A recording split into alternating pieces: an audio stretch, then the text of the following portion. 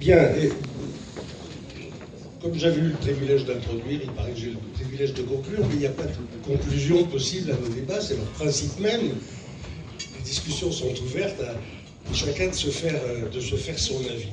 D'autant qu'on me donne la parole 1 minute après le moment où j'étais censé terminer.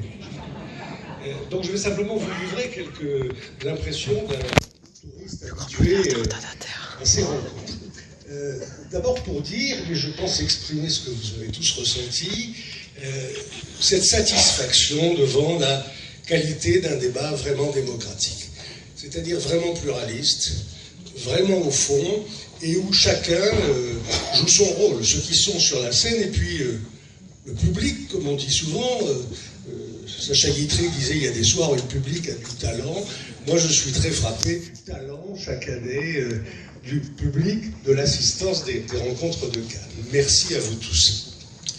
Le sentiment aussi, un sentiment que j'ai connu depuis des années dans une émission de télé sur la 5 et que je retrouve ici, que les organisateurs ont su créer une famille, qu'on retrouve les amis d'une famille, y compris les amis éloignés, de temps en temps, pendant l'année, mais le débat continue. Et c'est une famille ouverte. Vous avez vu, il y a à chaque fois des petits nouveaux, des petites nouvelles, qui sont intégrés, il y en a qui disparaissent et puis qui reviennent. Et je crois que ça fait aussi partie du plaisir d'être ici, la famille de Saint-François-la-Pérou. Un mot aussi pour saluer le maire de Cannes, je ne sais pas s'il est encore dans la salle, mais sans quoi on le lui dira. Nous avons eu, collectivement, j'ai eu comme porte-parole des mots avec le maire de Cannes au sujet de l'avenir de ces rencontres. Il a insisté, non sans raison, sur le fait qu'il y avait sûrement eu de terribles malentendus. Et en tout cas, donc je tiens à le saluer, de continuer, plus que jamais, à aider des rencontres qui sont des rencontres vraiment démocratiques, vraiment citoyennes, dans lesquelles des gens sans contrôle d'aucun organisme politique, fût-il municipal, continuent à débattre librement. Je trouve que c'était un très bon cru cette année. Je ne sais pas ce que vous en avez pensé, mais on a eu vraiment 4 belles tables rondes où on est allé au fond, on s'est dit les choses sincèrement et avec des arguments. C'était vraiment en permanence passionnant.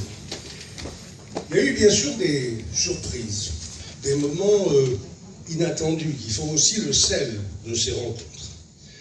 J'ai rencontré en arrivant ici mon ami Pierre-Henri Tavoyot, rentrant de Chine, et qui du coup s'était fait un visage de djihadiste barbu. Ben, j'ai remarqué en partant qu'il était redevenu imberbe et qu'il nous a fait l'éloge du libéralisme politique. Comme quoi il y a des programmes de déradicalisation qui marchent, contrairement à ce que je pensais.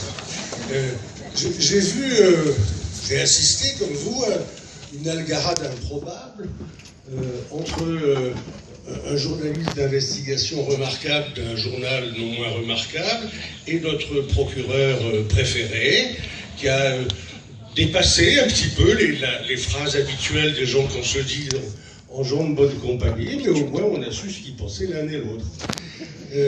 On a vu, alors ça c'était une vraie nouveauté, mon amie Elisabeth en modératrice. C'est pas une première, hein. Ce n'est pas une première, elle a déjà été. Eh bien, ça ne sera pas la dernière, mais cette fois-ci, elle en a profité pour expliquer qu'un certain Kérol était peut-être un danger pour la démocratie. Alors là, je me suis dit que quand même, jusqu'où n'iras-tu pas? J'ai appris dans la conférence cinéma absolument magnifique de l'ami Olivier Pourriol, j'avais jamais remarqué dans Le Parrain que lorsque le cardinal confesse le parrain, il se parle italien, le type avoue des crimes épouvantables, et l'autre lui dit en italien « continue ». Et à la fin, il laisse tomber l'italien, et il lui dit en latin « ego te absolvo ». Et voilà, Pourriol nous a fait remarquer il ne parle plus dans la langue commune qui s'applique aujourd'hui. Il lui parle dans la langue de l'éternité, en latin, ce qui veut dire qu'il n'est pas absous en Italie, mais qu'il est absous pour demain.